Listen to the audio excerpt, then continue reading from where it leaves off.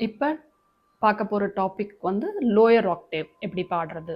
அதாவது ஹையர் ஆக்டேவில் நம்ம எப்படி வந்து ஹையில் ரீச் பண்ணணும், அந்த ஸ்வரம் எப்படி ரீச் பண்ணணும் அதெல்லாம் பார்த்தோம். வாய்ஸ் த்ரோ எப்படி யூஸ் பண்ணணும் அப்படின்னா, இப்போ லோயர் ஆக்டேவில் இந்த சாக்கு கீழே சாணி தா பா ஈவன் மா வரைக்குமே டச் பண்ணலாம். அது ஸ்ருதி நம்ம எந்த இது வச்சுக்கிறோங்கிறத பொறுத்து. நான் ஜி வச்சுருக்கேன்.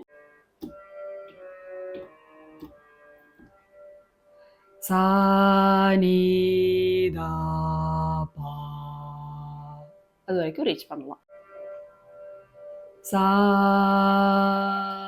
நீ தா பா. எப்படி இது வந்து ப்ரெஸ் பண்ணி பாடணும் அப்படின்னா, இப்போ இந்த சாவை கேட்டுட்டு சா நீ தா பா அப்படி இந்த சாவையே ப்ரெஸ் பண்ணிங்கன்னா கீழே போகும். கீழே தான் வருது அப்படின்னு சா நீ தா அப்படி பாடினோன்னா அவுட் ஆஃப் ஸ்ருதி போயிடும்.